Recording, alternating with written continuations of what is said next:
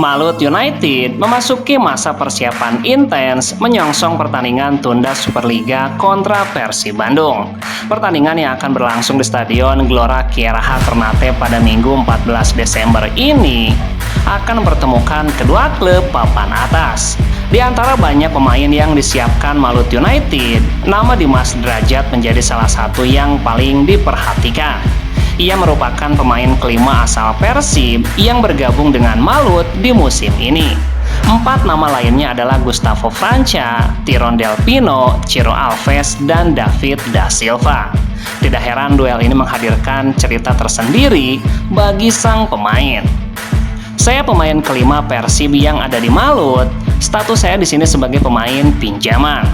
Dimas menyebutkan dirinya membawa motivasi ekstra saat bersua klub induknya. Ia ingin membuktikan sesuatu kepada pelatih Persib Bandung, Boyan Hodak. Kalau ditanya laga melawan Persib, saya bisa katakan bahwa saya akan membuktikan sesuatu. Pembuktian itu nanti saya persembahkan untuk Coach Boyan Hodak. Meski belum menjadi andalan, Dimas memastikan bahwa ia akan tampil maksimal bila diberi kesempatan untuk bermain.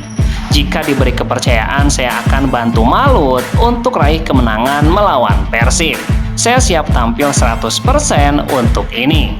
Sang pemain juga menambahkan bahwa ia tidak akan melakukan selebrasi apabila menjebol gawang Persib sebagai bentuk penghormatan terhadap klub induknya tuntasnya.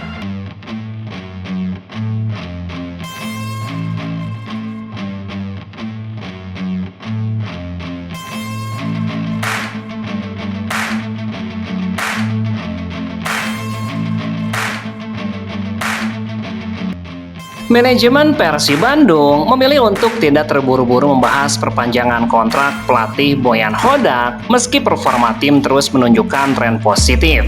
Deputi CEO PT Persib Bandung Aditya Putra mengatakan bahwa saat ini Boyan masih menikmati euforia kemenangan Persib atas Bangkok United. Boyan masih menikmati euforia kemenangan, kami masih punya banyak target. Saya pikir kita belum mau masuk ke sana, ungkap Aditya. Meski belum masuk ke tahap final mengenai perpanjangan kontrak, Adit menegaskan bahwa komunikasi antara manajemen dengan Boyan Hodak tetap berjalan baik. Ia memastikan hubungan kerjasama dengan sang pelatih tetap terbuka, tapi diskusi dengan beliau tetap terjalin dengan baik.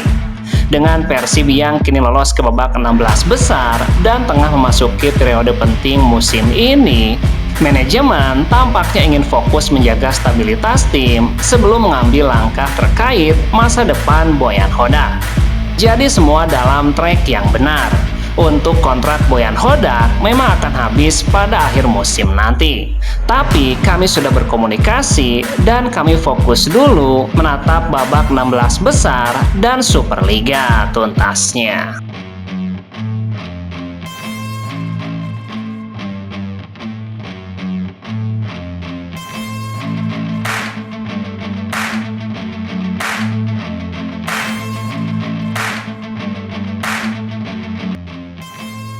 Komisaris PT Persib Bandung, Umuh Muhtar, menegaskan ambisi besar manajemen setelah Persib lolos ke babak 16 besar ACL2. Menurutnya, pencapaian ini menjadi momentum penting untuk membawa Persib semakin dikenal di kancah internasional. Ia mengaku telah berbicara panjang lebar dengan CEO PT Persib Bandung, Glenn Sugita, mengenai langkah klub ke depan. Ia menegaskan bahwa manajemen berkomitmen melangkah lebih jauh di kompetisi Asia meski diperlukan biaya besar. Tadi saya berbicara dengan Pak Glenn, panjang lebar, memang kalau biaya gede, tapi alhamdulillah Pak Glenn siap. Ia menegaskan bahwa Persib harus terus melangkah lebih jauh dan tidak hanya puas dengan pencapaian saat ini. Persib baru saja memastikan diri lolos ke babak 16 besar ACL2. Justru kita harus mendunia, Persib harus mendunia. Menurutnya keberhasilan menembus 16 besar sudah membuat nama Persib terangkat di tingkat Asia. Sekarang masuk 16 besar saja, sudah dunia tahu, terutama Asia. Mungkin kalau yang selama ini tidak tahu, sekarang jadi tahu Persib. Umu juga menyebutkan Persib layak disebut sebagai salah satu klub terbaik di Indonesia setelah mampu bersaing dan mengalahkan tim-tim kuat di level Asia Tenggara. Alhamdulillah, kita bisa mengalahkan Bangkok, Selangor, ini luar biasa. Membawa nama Indonesia.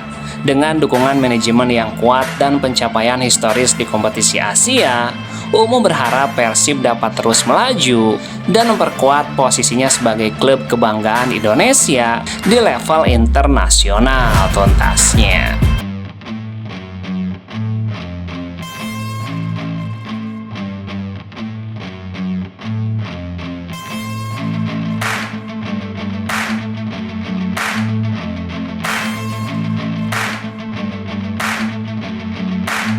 Isu mengenai keretakan ruang ganti timnas Indonesia saat bertandang ke markas Cina dalam laga putaran ketiga kualifikasi Piala Dunia kembali mencuat. Asnawi Mangku Alam bahkan sampai harus memberikan bantahan terhadap pernyataan anggota Komite Eksekutif PSSI Arya Sinulinga soal isu ketidakharmonisan ruang ganti dan polemik ban kapten di timnas saat itu.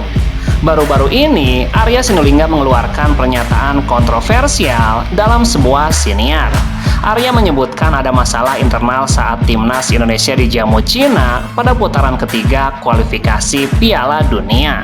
Kebetulan, saat itu Asnawi Mangku Alam menjadi starter, bahkan pemain kelahiran Sulawesi Selatan itu menjadi kapten timnas saat menghadapi laga tandang di markas Cina.